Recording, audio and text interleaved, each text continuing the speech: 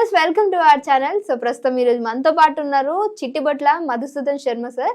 So మన వంటింటి వైద్యానికి వంటింటి నేస్తం అని చెప్పొచ్చు. సార్తో మాట్లాడి ఈ రోజు మనకి ఎలాంటి రెమెడీ చేసి చూపించబోతున్నారు అనేది అడిగి తెలుసుకుందాం. నమస్తే సార్. నమస్తే సార్, ఈరోజు మన ప్రేక్షకుల కోసం ఏం రెమెడీ చేసి చూపించబోతున్నారు?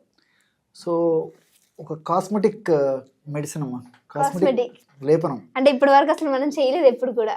చాలా బాగుంటుందమ్మా. ఈ మధ్య కాలంలో మరి వయస్సు నిమిత్తం లేకుండా అందరూ కూడా సౌందర్యవంతంగా, అందంగా, ఆకర్షణీయంగా, అట్రాక్టివ్ గా ఉండాలని చెప్పేసి అందరూ ఉంటారు. అది సర్వసాధారణ కోరిక ఎవరికైనా ఇన్ జనరల్ గా. సో దీనికోసం అని చెప్పేసి ముఖ్యంగా ముఖం సౌందర్యవంతంగా ఉండాలి, ముఖం మీద ఎలాంటి గుల్లలు ఉండకూడదు, ఎలాంటి మచ్చలు ఉండకూడదు. అదేవిధంగా మరి ఈ వయస్సులో ఆధునిక పాశ్చాత్య సంస్కృతి ప్రభావం చేత చిన్న వయసు నుంచే ఫేస్ ముడతలు పడేసేసి చూసేదానికి కూడా కొంచెం ఇబ్బందికరంగా ఉండేటువంటి పరిస్థితి ఏర్పడుతుందమ్మా. కాబట్టి ముఖ సౌందర్యాన్ని ఇనుమడింపజేస్తూ ముఖం మీద ఎలాంటి మచ్చలు కానీ గుల్లలు కానీ లేకుండా, మరి ఆయిలీ స్కిన్ కానివ్వండి, లేకపోతే డ్రై స్కిన్ కానివ్వండి, మిక్స్డ్ స్కిన్ కానివ్వండి, ఏ స్కిన్ అయినా ఏ స్కిన్ అయినప్పటికీ ఆ స్కిన్ అంతా నార్మల్గా, అంటే ఎలాంటి ఇబ్బందులు లేకుండా చేసి ముఖాన్ని సౌందర్యవంతంగా తయారు చేసేందుకు ఎలాంటి ఆ యొక్క క్రీమ్ని తయారు చేసుకొని వాడుకోవాలి ఇప్పుడు మనం తెలుసుకోబోతున్నాం. ఓకే సార్, దానికి ఎలాంటి పదార్థాలు కావాలి అంటారు? యాపిల్ తెలుసు కదమ్మా. సో ఫేస్ కూడా ఈ కలర్ వచ్చేస్తుంది. సో కాబట్టి యాపిల్ పండులో అలాంటి అద్భుతమైన గుణాలు ఉన్నాయన్నమాట. చాలా నిగనిగలాడుతూ కాంతివంతంగా, సౌందర్యవంతంగా, చాలా అట్రాక్టివ్గా, గ్లూమిగా తయారైపోతుందమ్మా.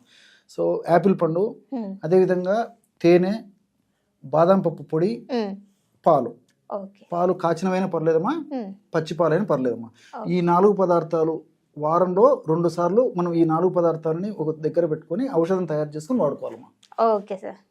మొట్టమొదటమా యాపిల్ పండుని కట్ చేసేసి లోపల గుజ్జుని ఒక 2 టీ స్పూన్లు తీసుకోవాలమ్మా. యాపిల్ పండులో ఈ మ్యాలిక్ యాసిడ్, అదేవిధంగా విటమిన్ ఈ, ఫైబరు, కొన్ని రకాలైనటువంటి ఈ యొక్క పోషకాంశాలు అనేకంగా ఇందులో ఉన్నాయమ్మా. కాబట్టి చాలామంది ఏమనుకుంటారంటే యాపిల్ పండును కడుపులోకి తీసుకునేటువంటి ఒక ఫ్రూట్గానే భావిస్తారు, కానీ పైపూత మందుగా కూడా ముఖ్యంగా ముఖ సౌందర్యాన్ని నూడింపజేసేదానికి, చర్మ సౌందర్యాన్ని ద్విగుణీకృతం చేసేందుకు కూడా యాపిల్ చాలా చక్కగా ఉపయోగపడుతుందమ్మా. దీంట్లో అలాంటి పోషకాలు ఉండడం చేతనే మరి చాలామంది కూడా ఈ యాపిల్ పండుని పైపూత మందు కూడా వాడుకుంటుంటారు అనమాట. అలాగే ఈ యాపిల్ పండులో మ్యాలిక్ యాసిడ్ అనేటువంటి ఒక పదార్థం ఉంటుందమ్మా. ఈ మ్యాలిక్ యాసిడ్ అనేటువంటి పదార్థం ఉండడం చేత ముఖం సౌందర్యవంతంగా, కాంతివంతంగా చేసేందుకు ఈ యొక్క మ్యాలిక్ యాసిడ్ ఉపయోగపడుతుంది. అంతేకాకుండా ఈ యొక్క యాపిల్ పండు యొక్క మరొక సుగుణం ఏంటంటే దీంట్లో ఉన్నటువంటి వివిధ రకాల రసాయనిక పదార్థాల యొక్క గుణము చర్మంలో కొలాజిన్ అనేటువంటి ఒక ఫైబర్ ప్రోటీన్ ఉంటుందమ్మా. సో ఈ కొలాజిన్ అనేటువంటిది సరిగ్గా లేకపోవడం చేత చర్మం ముడతలు పడుతూ ఉంటుంది.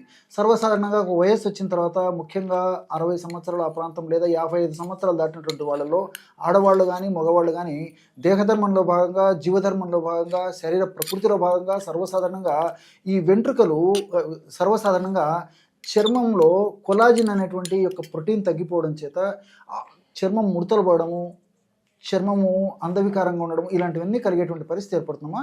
మరి ఈ యాపిల్ను పైపూత మందుగా వాడుకోవడం వల్ల చర్మం కింద ఉన్నటువంటి కొలాజిన్ అనేటువంటి ప్రోటీన్ దృఢంగా, గట్టిగా, సమర్థవంతంగా ఉండేందుకే ఉపయోగపడమే కాకుండా కొలాజిన్ అనే దాన్ని ఎక్కువగా ఉత్పత్తి చేస్తుంది. కాబట్టి చాలా కాంతివంతంగా, ముఖం ఎలాంటి ముడతలు లేకుండా చాలా గ్లూమిగా కనిపించడానికి అవకాశం ఏర్పడుతుందమ్మా.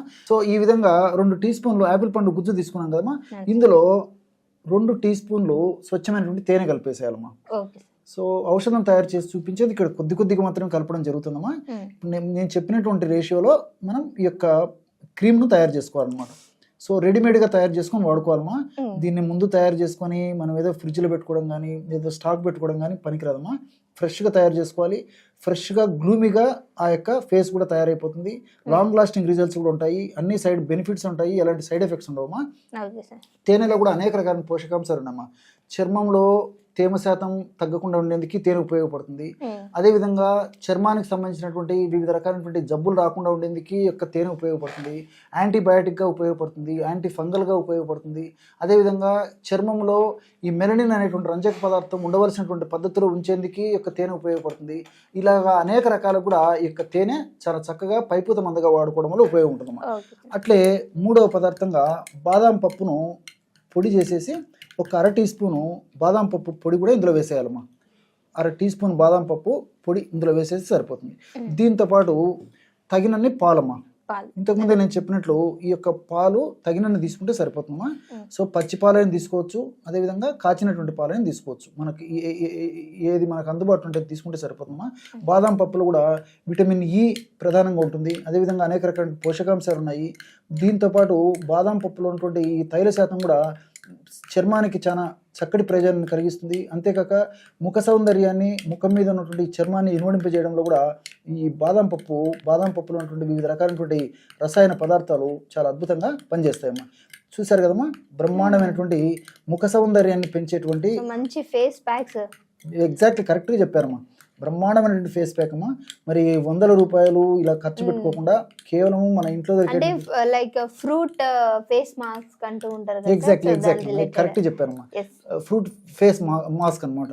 సో మరి ₹100 ఖర్చు పెట్టేసి మరి ఆధునిక కృత్రిమ రసాయన ఔషధాలు వాడుకొని దానివల్ల సైడ్ ఎఫెక్ట్స్ వచ్చి బాధపడేదానికంటే కూడా అంటే ఒక్క సిట్టింగ్ వచ్చి 700 కాస్ట్ ఉంటుంది సార్. చూడండి అమ్మా, మరి ఇమాజిన్ అమ్మా. మరి అదొకటి, ఒకవేళ ఏదైనా అట్లా చేయించుకున్నా మరి దీర్ఘకాలికంగా సైడ్ ఎఫెక్ట్స్ ఉంటూ ఉంటాయి. సైడ్ ఎఫెక్ట్స్ ఉంటాయమ్మా, సైడ్ బెనిఫిట్స్ ఉండవు. ఈ యొక్క ఔషధం సైడ్ బెనిఫిట్స్ ఉంటాయి, సైడ్ ఎఫెక్ట్స్ ఉండవు.